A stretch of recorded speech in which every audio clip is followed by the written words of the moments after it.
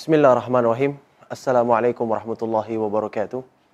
Alhamdulillah rabbil alamin. Salatu wassalamu ala asyrafil anbiya'i wal mursalin wa ala alihi wa sahbihi wa man tabi'ahum bi ihsanin ila yaumiddin. Amma ba'd. Qala Allah Ta'ala fi kitabihil karim ba'da a'udzu billahi minasyaitonir rajim. Ya ayyuhalladzina amanu taqullaha haqqa tuqatih wa la tamutunna illa wa antum muslimun. Teman-teman sekalian yang dimuliakan Allah Subhanahu wa taala, pertama-tama marilah kita panjatkan puji dan syukur kita atas kehadirat Allah Jalla Jalaluh yang telah memberikan kepada kita nikmat sehat dan juga nikmat iman, yang mana kedua kenikmatan ini banyak dilalaikan kebanyakan manusia. Kedua kalinya salawat dan salam tak pernah lupa tercurahkan kepada baginda besar kita Nabi Muhammad SAW beserta para sahabat, keluarga dan para pengikutnya hingga akhir zaman. Teman-teman sekalian yang dimuliakan Allah Subhanahu wa taala, sadarkah kita bahwasanya di dalam Al-Quran Allah sebutkan ada sosok pemuda, ada beberapa pemuda yang merupakan pemuda milenial. Pemuda milenial ini disebutkan dalam Al-Quran. Maka mari coba kita merenungi ayat Allah Subhanahu wa taala di dalam surah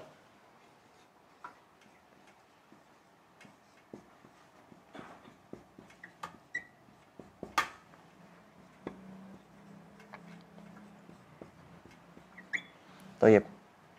Dalam surat Al-Kahfi ayat 13. Allah Subhanahu wa taala berfirman, A'udzu billahi minasyaitonir rajim. Nahnu naqussu 'alaika naba'ahum bil haqq. Innahum fityatun amanu bi rabbihim wa zidnahum huda. Tayyib. Yang pertama kali kita harus garis bawahi teman-teman sekalian, bahwasanya Allah Subhanahu wa taala menggunakan lafadz nahnu. Yang bermakna adalah, artinya adalah kami. Nah, nahnu ini, teman-teman sekalian dimuliakan Allah Subhanahu wa taala, mengakar kepada kata inna. Tayyib. Yang artinya adalah sesungguhnya. Tayyib. Nahnu mengakar kepada kata inna, sesungguhnya. Artinya adalah Allah ingin memberikan isyarat kepada kita betapa luar biasanya informasi yang Allah ingin sampaikan di dalam ayat ini. Nahnu naqussu, kami menceritakan kepadamu wahai Muhammad, naba'ahum, berita yang besar, bil haqq, dengan sesungguhnya. Kemudian Allah Subhanahu wa taala menggunakan innahum, sesungguhnya mereka. Fityatun, beberapa pemuda milenial. Subhanallah. Amanu bi rabbihim wa zidnahum huda. Yang mereka beriman kepada Allah Subhanahu wa taala dengan Rabb mereka. Dan setelah itu dampak dari keimanannya Allah tambahkan petunjuk kepada mereka. Kita lihat di situ Allah Subhanahu wa taala menggunakan innahum, sesungguhnya mereka. Inna ini bermakna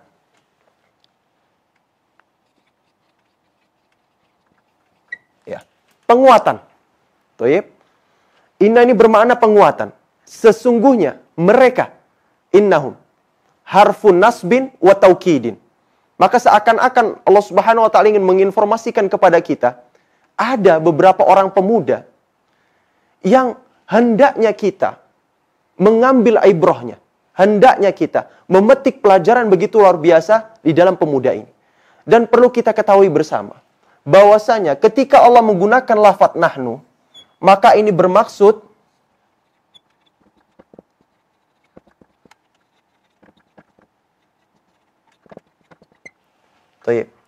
ketika Allah Subhanahu wa taala berfirman menggunakan kata nahnu atau kami, maka itu bermakna yaitu dua. Yang pertama itu ta'zimun nafsi. Ta'zimun nafsi artinya adalah Allah mengagungkan dirinya. Allah mengikrarkan bahwa dialah yang maha besar, dialah yang maha agung dan maha luar biasa. Ta'zimun nafsi, bentuk pengagungan kepada Allah Subhanahu wa taala. Bahwasanya Allah lah yang maha esa, bahwasanya Allah lah yang paling pantas diibadahi. Dan kemudian yang kedua yaitu, ini yang pertama. Ini yang kedua. Yang kedua yaitu Allah Subhanahu wa taala ingin memberikan penekanan bahwasanya kebesaran Allah, kehebatan Allah dibuktikan dengan keluarbiasaan informasi yang tertuang dalam ayat tersebut. Baik. Ini makna dari nahnu. Maka yang pertama yaitu Allah mengikrarkan bahwasanya inilah kebesaran Allah. Ini kami tunjukkan kepada kalian. Yang kedua adalah kebesaran, keagungan, informasi yang tertuang dalam ayat tersebut. Subhanallah. Masya Allah, tabarakar rahman. Ya. Maka ketika Allah mengikrarkan, jadi seperti ini logika sederhananya. Ketika Allah kabarkan, ini jelaskan dalam tafsir. Ini jelaskan dalam tafsir.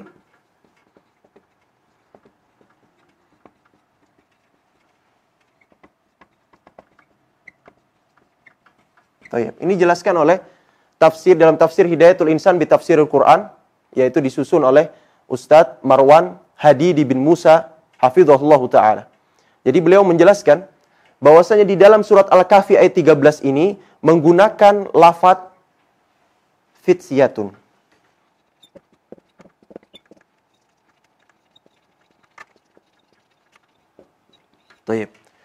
Allah Subhanahu wa taala menggunakan lafadz fityatun yang berarti adalah beberapa pemuda tidak sampai 10. Ini lafadznya dalam bentuk jamak yang mufradnya adalah fata.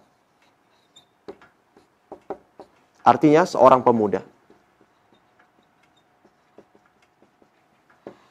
Maka Allah Subhanahu wa taala seakan-akan ingin memberikan penekanan kepada kita bahwasanya beberapa orang pemuda sudah bisa menjadi tolak ukur kehebatan di mata Allah Subhanahu wa taala.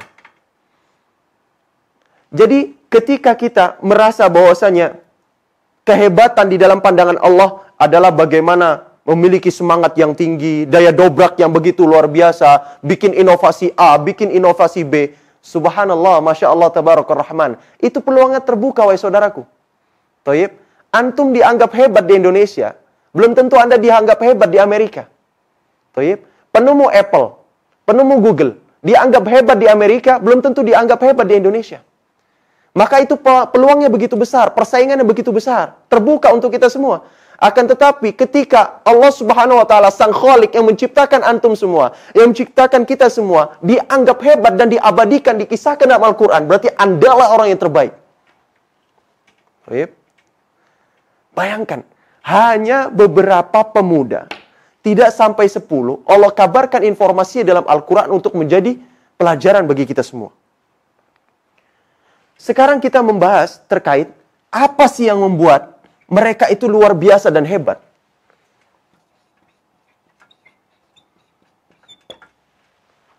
Saking ingin mengupgrade keimanannya, saking ingin menaikkan level keimanannya, mereka berjuang untuk menghindari eksekusi, persekusi di dalam kerajaan Dikyanus tersebut, yang sekarang itu letak kotanya berada di Izmir, Turki.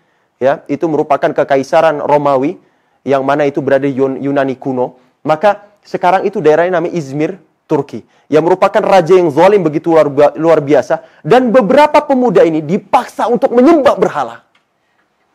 Taib, ancaman kematian, dikejar luar biasa oleh pasukan tentara.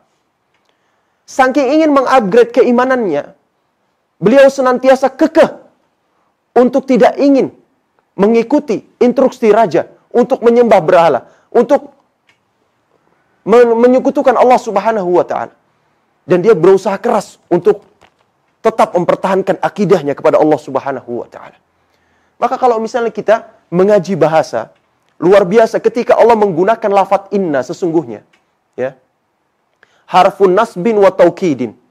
Thayyib, huruf nasab dan taukidin. Ya, begitu luar biasa. Taukidin. Tansibul isma wa tarfa'ul khabar. Tansibul isma wa tarfa'ul khabar. Ketika Allah kabarkan tansibul isma, yaitu adalah Allah tancapkan, seakan-akan ini loh Allah tancapkan. Ini pemuda-pemuda yang luar biasa, ya, yang keimanannya Allah tancapkan di dalam dada-dada mereka. Ya, tansibul isma wa tarfa'ul khabar, dan beritanya tersebut diangkat. Sampai sekarang kita merasakannya. Wa tarfa'ul khabar. Taib. Mabniyun 'alal fathi. Allah tetapkan, Allah takdirkan cerita ini, masih bisa kita rasakan sampai sekarang. Ya, mabniun 'ala fath, Allah buka untuk kita semua agar kita memetik hikmahnya.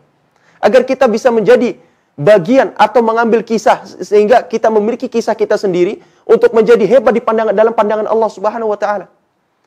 La mahalla lahu minal i'rab, yang mana tidak memiliki kedudukan di dalam i'rab, artinya adalah dia tidak goncang. Pemuda yang begitu kekeh di dalam pendiriannya, dalam mentauhidkan Allah Subhanahu wa taala. Maka kriteria pertama, teman-teman sekalian yang dimuliakan Allah Subhanahu wa taala, pemuda hebat di dalam pandangan Al-Qur'an adalah amanu.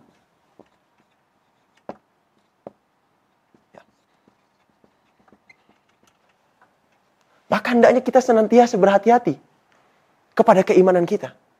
Jangan kita senantiasa mengejar dunia, membuat inovasi A, membuat inovasi B, membuat orang tua bangga dengan Olimpiade A, Olimpiade B. Tapi ketika ditanya perkara tentang sholat, tahun kemarin pas Idul Fitri sama Idul Adha, subhanallah, waliyadzubillah.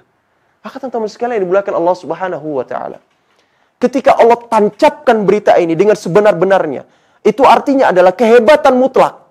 Thayyib, pemuda yang begitu luar biasa dalam pandangan Allah Subhanahu wa taala adalah yang besar keimanannya.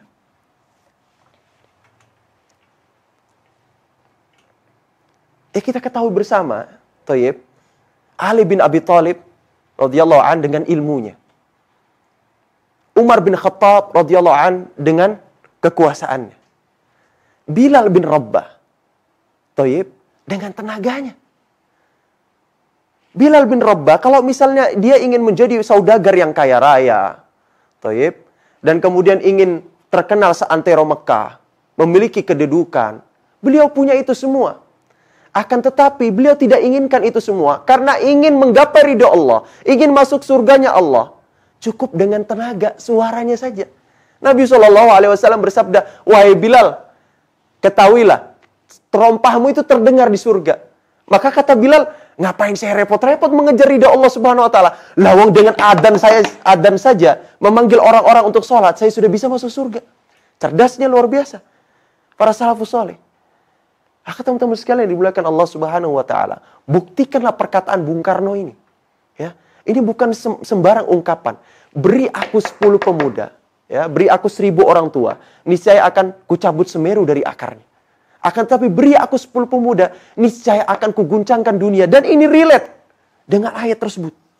Pemuda yang kurang dari 10, kisahnya diabadikan sampai sekarang, yang mana kisah itu menggugah jiwa kita agar senantiasa semangat dan menanamkan keimanan. Dan sebagai penutup, teman-teman sekalian dimuliakan Allah Subhanahu wa taala, apa hadiah ya, yang Allah berikan kepada pemuda Ashabul Kahfi ini ketika dia telah merasakan halawatul iman?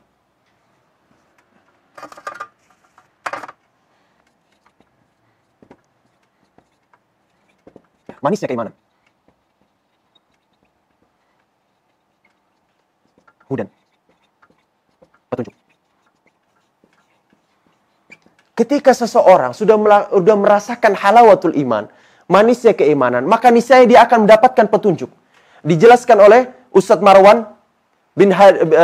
Marwan Hadi bin Musa, bahwasanya yang dimaksud petunjuk adalah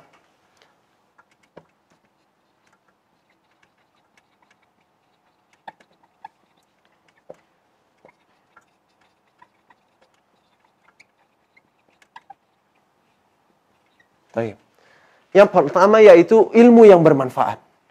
Dan kemudian semangat untuk beramal soleh. Maka pastikan diri kita, ketika Allah Subhanahu wa ta'ala telah mentakdirkan kita memiliki halawatul iman, kita tidur di kamar kos yang ukuran 3x4. Thayyib. Kemudian atapnya bocor. Setelah itu kita tidak merasakan perbedaan antara sedih, bahagia, nggak ada bedanya. Nyaris tidak ada bedanya orang yang beriman. Maka ketika kita merasakan nikmat-nikmat saja, ya kan? Maka itu tanda bahwasanya kita sudah merasakan halawatul iman, dan tidak lama kita akan mendapatkan petunjuk dari Allah berupa ilmu yang bermanfaat dan semangat beramal soleh. Dan salah satu pengaplikasian yang Allah berikan kepada pemuda Ashabul Kahfi ini, yaitu Allah berikan kenikmatan begitu luar biasa.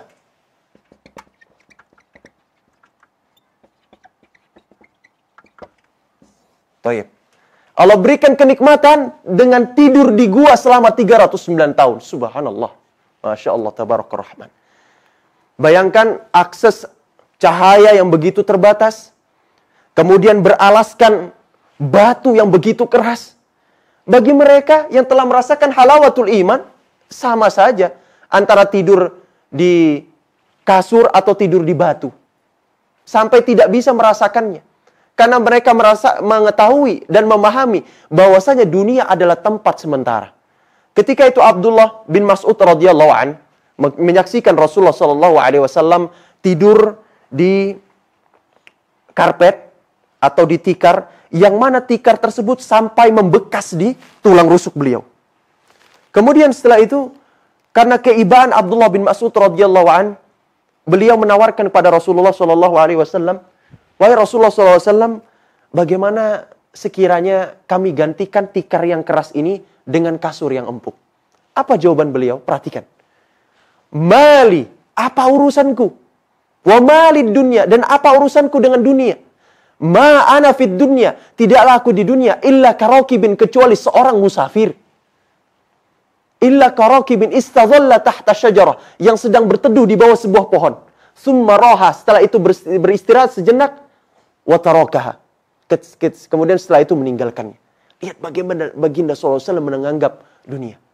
Maka teman-teman pemuda yang dimuliakan Allah Subhanahu wa taala, ingatlah bahwasanya jangan pernah ada lagi perkataan, mumpung masih muda, saya akan nakal-nakal saja. Mumpung masih muda, saya coba rokok-rokokan. Mumpung masih muda, saya cobalah pacaran. Saya meninggal masih lama kok. Renungi wahai saudaraku. Ingat bahwasanya kehebatan di dalam pandangan Allah Subhanahu wa taala tidak hanya terfokus kepada intelektualitas Anda saja, akan tetapi tolak ukurnya adalah keimanan. Maka barang siapa yang bertakwa kepada Allah, yang beriman kepada Allah, dialah yang menang, dialah juaranya. Barakallahu fikum. Apabila ada kesalahan murni dari kami pribadi, kebenaran mutlak dari Allah Subhanahu wa taala, al-haqqu min rabbik falatakunanna minal mumtarin. Barakallahu fikum. Wassalamualaikum warahmatullahi wabarakatuh.